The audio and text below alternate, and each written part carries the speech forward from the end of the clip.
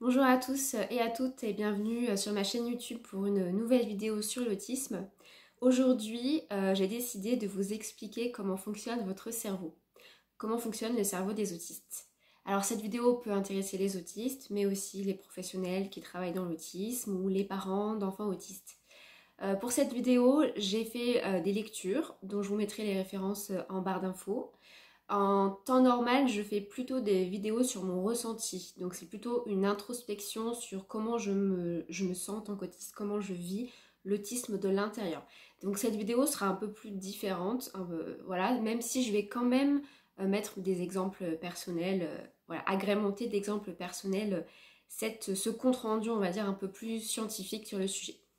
Alors dans ma dernière vidéo sur le vécu autistique, je parlais justement de cette nécessité de prendre en compte l'autisme de l'intérieur et non pas seulement de se baser sur des critères élaborés par des neurotypiques et qui ne seraient qu'extérieurs à ce que vivent les autistes. Et d'ailleurs, à partir de ce vécu intérieur, je pense que pour tous les autistes, pour tout le monde dans l'autisme, c'est important de savoir qu'on a justement ce cadre de référence qui nous est propre pour identifier ensuite le cadre de référence des personnes qui ne sont pas autistes et par rapport à ces personnes qui ne sont pas autistes, pouvoir justement se comparer et comprendre mieux comment on fonctionne. C'est vraiment pour moi la base pour en fait être libre, c'est-à-dire avoir tous les outils à portée de main pour se comprendre. Et si on ne fait pas ça dès le début, en fait on se condamne à des malentendus, à l'impression qu'on s'en sort pas parce qu'on se compare tout le temps à un cadre de référence qui n'est pas bon. Alors du coup, pour rentrer plus dans le détail, comment fonctionne notre cerveau? J'aurais aussi pu intituler cette vidéo le traitement de l'information, mais je trouvais que ça faisait un peu trop précis. Alors, il y aurait, mais là je vous apprends rien, des particularités dans notre cerveau. Donc, si je résume, il y aurait un cerveau autiste et un cerveau non autiste. Le cerveau autiste serait plus branché sur un mode perceptif ou sensoriel que social. Il y aurait quand même du social, mais il ne serait pas connecté à majorité au niveau social. Il serait plutôt connecté à majorité au niveau sensoriel perceptif. Alors que le cerveau non autiste, qu'on appelle aussi neurotypique, lui, il est connecté à majorité au niveau social et il est connecté à minorité au niveau perceptif ou sensoriel. Ce qui fait que nous aurions une façon différente de traiter, de sélectionner, de saisir l'information de notre environnement. Voilà. En sachant que les deux types de cerveau donc, priorisent une information sur l'autre, comme je l'ai expliqué, et que l'une n'exclut pas l'autre. Donc il y a quand même du social dans l'autisme, il y a quand même du sensoriel dans le non-autiste, neurotypique. Mais comme nous vivons dans un monde à majorité neurotypique, tout est fait pour penser cette dimension sociale et la satisfaire, et qu'elle prime sur la dimension perceptive ou sensorielle, ce qui du coup nous met en difficulté, nous les autistes. Voilà, je pense que vous commencez un peu à comprendre. Cette particularité du cerveau perceptif chez les autistes, elle a été démontrée par les neurosciences.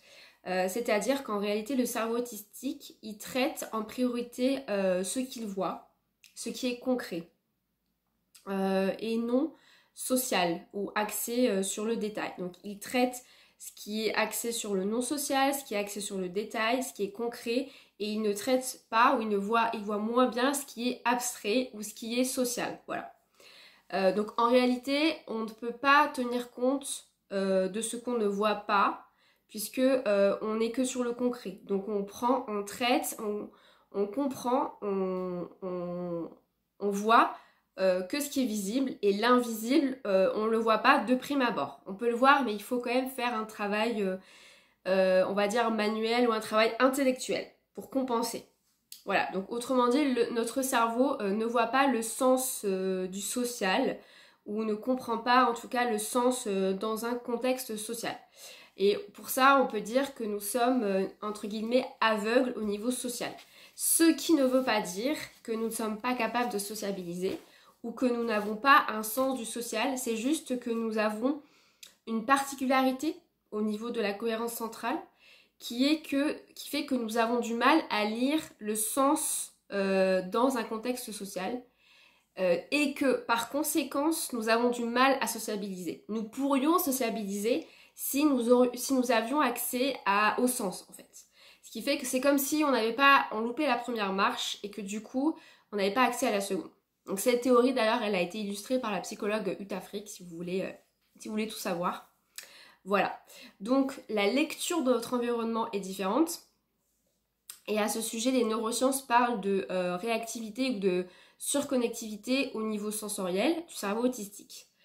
Donc il y aurait une surconnectivité du côté sensoriel et une sous-connectivité donc du côté social, selon la neurologue américaine Nancy Minshew, j'espère que je prononce bien. Et donc cette surconnectivité au niveau sensoriel, je pense qu'on la ressent tous et toutes, elle entraîne donc les fameuses surcharges sensorielles, la fatigabilité, puisqu'en fait notre cerveau autistique, perceptif, il prend trop d'informations, énormément d'un coup. Et en plus, après, il faut faire tout un travail pour les relier, pour les trier, pour les intégrer en temps réel. Pardon.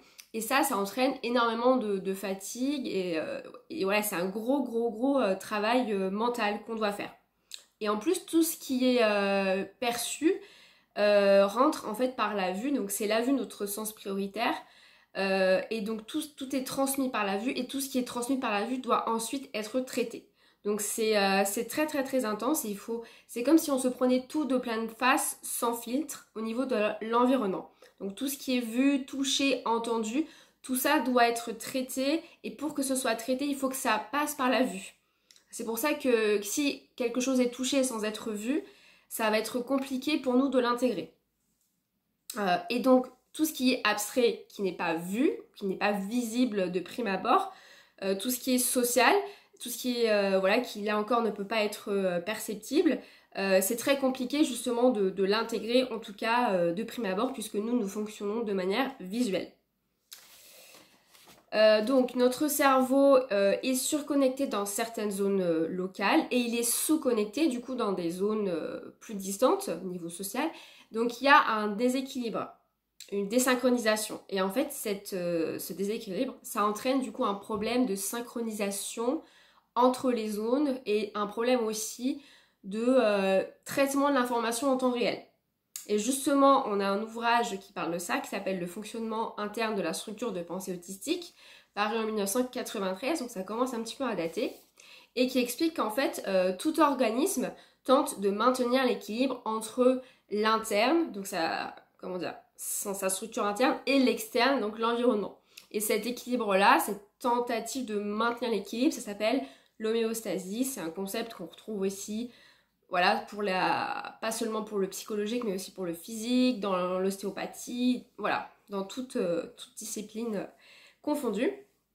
Et donc en fait, comme il y a un problème de déséquilibre entre l'interne et l'externe chez les autistes, chez nous, on doit faire un effort constant de rééquilibrage interne vis-à-vis de notre environnement qui en plus change et bouge tout le temps. Donc en sachant que toutes nos ressources neuronales sont, on va dire, accaparées par le perceptif, par le sensoriel, puisque nous sommes surconnectés au niveau sensoriel. Mais comme on est à la fois bombardé de plein d'informations, en fait, l'information qu'on perçoit quand même, parce qu'on la voit ou parce qu'on la ressent, on va pas la traiter en temps réel, mais on va la traiter en décalé.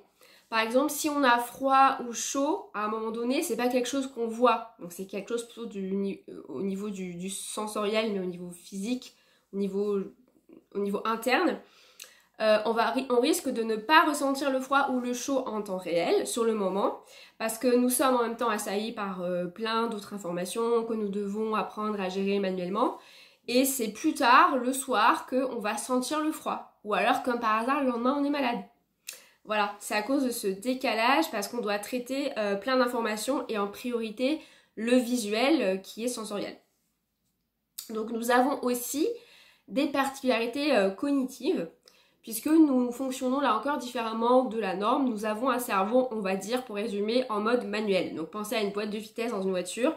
Donc nous les autistes, nous sommes en mode manuel, nous devons tout gérer manuellement, alors que les non-autistes, les neurotypiques, ils ont une boîte de vitesse automatique, tellement plus simple.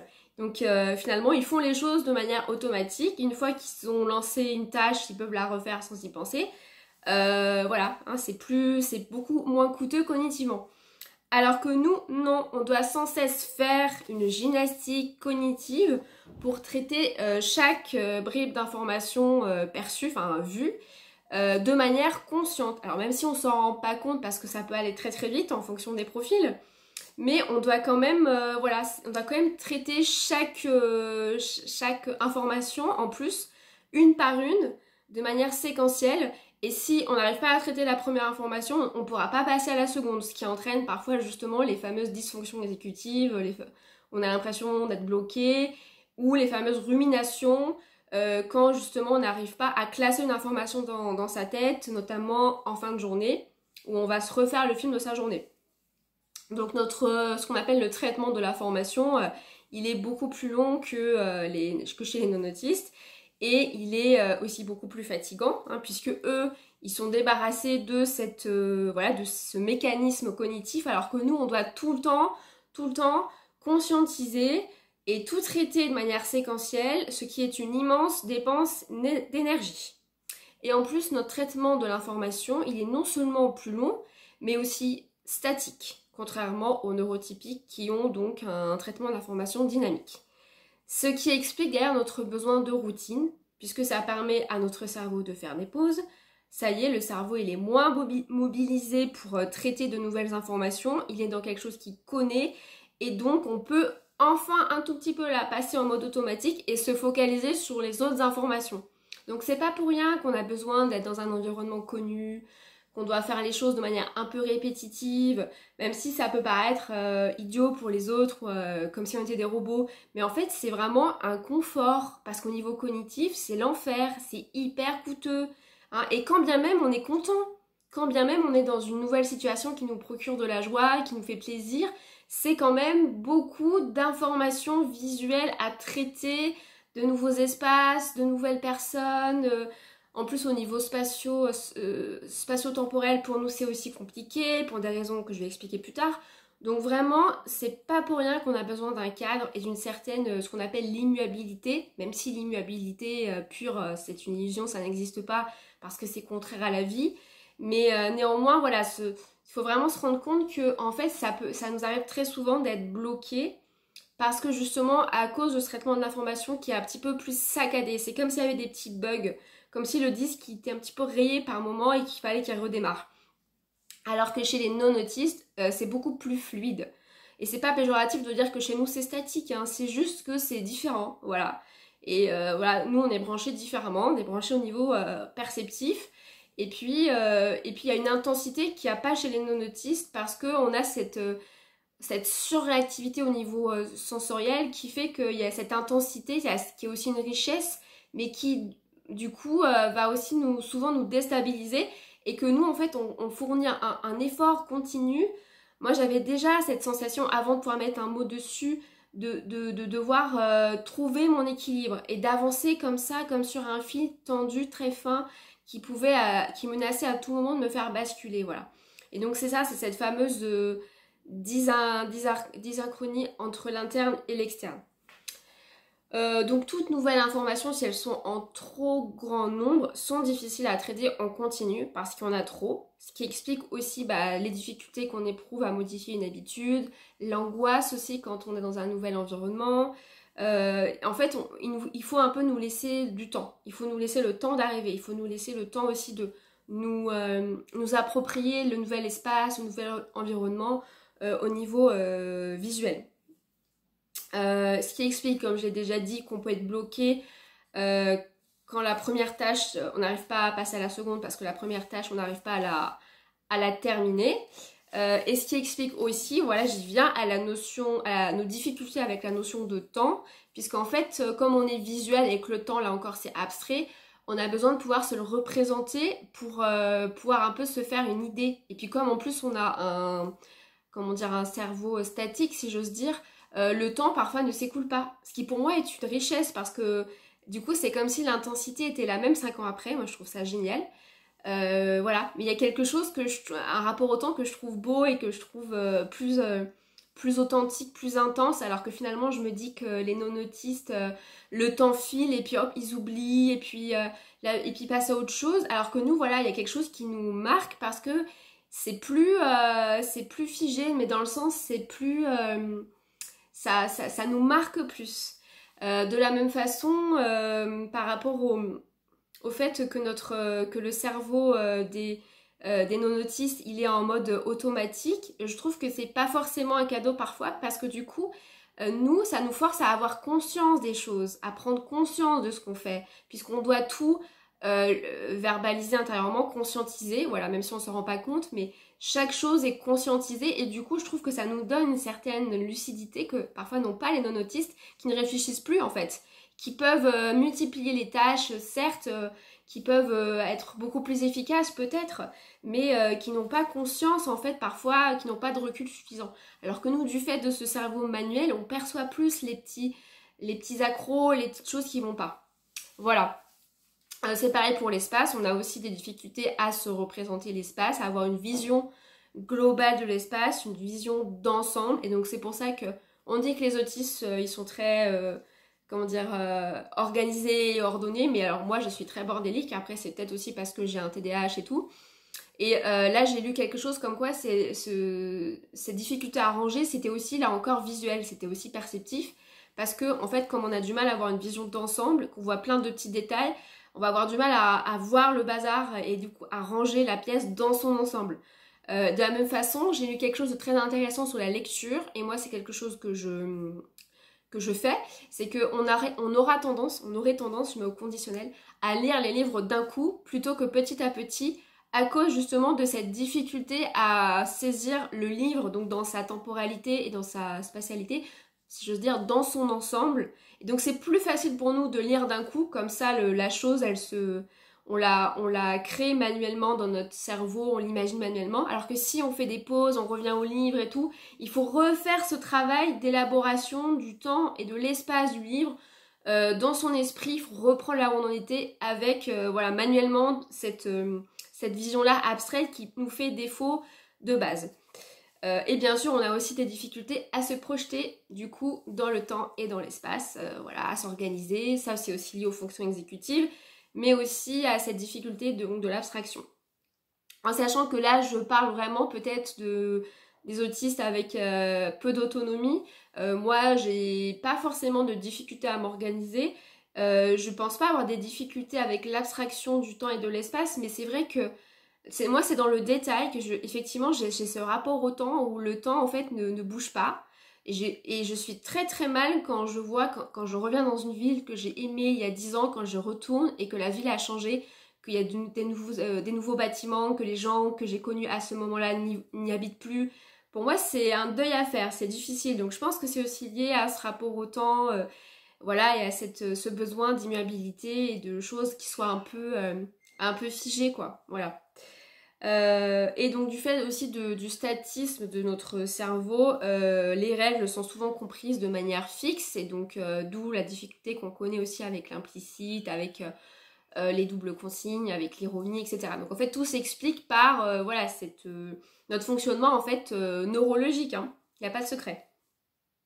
Enfin, le problème principal de l'autisme, dont j'en ai déjà un petit peu parlé, mais ce serait cette difficulté à synchroniser l'interne et l'externe, à mettre en lien l'interne et l'externe. Donc c'est-à-dire, en fait, c'est une difficulté presque proprioceptive. La proprioception, c'est le fait de se représenter son propre corps dans l'espace, à un moment donné. Et ça, les autistes auraient des difficultés par rapport à ça. Il n'y a pas que dans l'autisme d'ailleurs, il y a aussi dans la dyspraxie. Hein, c'est pour ça que souvent les autistes sont dyspraxiques, comme c'est mon cas. Hein, puisque en fait il faut arriver presque à se voir de l'extérieur, puisqu'en fait l'information arrive toujours pour qu'elle soit traitée, il faut qu'elle arrive de l'extérieur. On a du mal à la traiter si elle vient de l'intérieur, et donc tout ce qui est sens interne, pour nous c'est compliqué à percevoir, alors que les sens externes, les 5 sens qu'on connaît, ils sont très très envahissants, et à défaut les sens internes passent à la trappe, on les perçoit moins. Donc il faut prendre la mesure de son corps dans son environnement, première chose, et ensuite prendre la mesure de soi-même dans son corps. Donc c'est deux mécaniques, je sais pas comment dire, à faire qui sont compliquées pour nous. L'accès au temps réel, du coup, c'est compliqué puisqu'on est toujours à essayer de se rééquilibrer entre l'interne et l'externe, de percevoir son corps en mouvement dans un environnement qui est lui-même en mouvement, pour pouvoir synchroniser son expérience interne et externe tout en étant, rappelez-vous, assailli par plein d'informations qui nous arrivent au niveau visuel et que en même temps au niveau cognitif on se dit j'ai cette tâche et cette tâche et cette tâche à faire. Voilà, ça c'est un joyeux bazar quoi. Et donc ce qui explique qu'en fait nous traitons, nous les autistes, l'information en temps, non pas en temps réel mais en temps différé. Et quand j'ai compris ça, eh ben j'ai compris pourquoi je me blessais souvent en sport et que je m'en rendais compte 2 jours après. J'ai compris pourquoi j'avais souvent la crève le lendemain parce qu'en fait j'avais pas senti le froid en temps réel et que je m'étais pas assez couverte. J'ai compris pourquoi j'étais triste un mois après quand c'était au milieu du mois de juillet que j'étais en vacances au soleil à cause d'un choc que j'avais eu en juin. Voilà, c'est comme si sur le moment on était un petit peu dissociés, si je peux expliquer ça comme ça. Parce que précisément, comme on alterne les deux, on n'arrive pas à les relier en temps réel. On est soit dans l'interne, soit dans l'externe. Et voilà, et donc cette gymnastique-là, elle doit se faire de manière manuelle, mais c'est très très compliqué pour les raisons que j'ai expliquées plus tôt. Et comme j'ai déjà dit, l'information doit en plus venir de l'extérieur pour être traitée. Donc c'est pour ça que souvent les consignes, il vaut mieux nous les dire oralement. C'est aussi pour ça que nous, on peut parler à voix haute. Moi, ça m'arrive très très souvent de me raconter ma life à voix haute. Le matin, quand je me lève, je me dis alors je prends mon café, je prends mon petit déj et tout. Je commente les tâches que je dois faire parce qu'en fait, j'ai l'impression que ça aide mon cerveau à être fluide et à justement à se mettre en mouvement. J'ai toujours l'impression qu'en fait, moi, il faut que je sais pas, qu'il faut que je me bouge dans le sens, il faut que je remette du mouvement. Voilà, il faut que ça respire. Parce qu'il y a tout sinon il y a tout qui est bloqué. Et puis en plus, moi, étant assez anxieuse et très sensible, j'ai vite tendance à ruminer, à me prendre la tête pour des trucs. Et donc il faut, la voiture, les paysages qui défilent, ça m'aide. Le sport, la danse, des choses qui bougent pour m'aider justement à ce que l'information soit traitée. Et puis c'est aussi difficile du coup d'être en introspection quand on a l'information qui nous arrive en temps réel. Donc c'est difficile pour les autistes d'avoir accès à eux-mêmes, ou alors ils peuvent avoir accès à eux-mêmes mais en différé. C'est difficile de construire son identité, de se construire une conscience autobiographique en raison de ce décalage du traitement de l'information et puis aussi parce qu'on n'a même pas accès à notre cadre de référence, enfin on l'a même pas compris intellectuellement. On n'a pas compris que les non-autistes, d'ailleurs ils étaient non-autistes, que nous on était autistes, qu'ils avaient un cadre de référence qui leur était propre, que nous on en avait un différent. Donc imaginez là encore le bazar. Et c'est pour ça voilà, qu'il faut laisser, je pense, le temps et qu'il faut souvent, nous les autistes, on a du mal le matin à démarrer, mais parce qu'en fait, il faut nous laisser le temps de planifier. C'est extrêmement coûteux. Moi, avant d'arriver au travail, j'ai l'impression d'avoir déjà bossé 2 heures. Parce qu'en fait, je me suis levée, puis j'ai tout mis en place dans ma tête, et puis j'ai tout planifié mentalement ma journée. En plus, moi, comme je suis prof, il y a énormément de trucs à planifier, des cours, les devoirs pour la semaine prochaine, des contrôles. Enfin bon, moi, c'est que de la planification.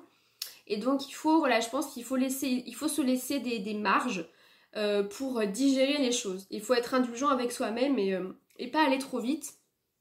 Et il faut aussi se laisser le temps d'anticiper un peu les choses et ensuite de digérer les choses. Si on vit un événement social, si on voit une fête, il faut le temps après de se reposer, vraiment. C'est super de vivre des interactions sociales, mais il faut un petit peu de temps pour qu'on puisse prendre la mesure de tout ce qu'on a vécu, quoi. Voilà, et donc pour finir, je vais parler du corps, puisque si le dynamisme intérieur il est déséquilibré et qu'on recherche sans cesse cet équilibre, eh bien c'est le corps très souvent qui va prendre le relais. Notre corps qui est notre meilleur ami, hein, qui est notre aidant naturel, et qui va aider justement à compenser le cerveau autistique qui lui est bloqué ou n'arrive plus à, entre guillemets, processer.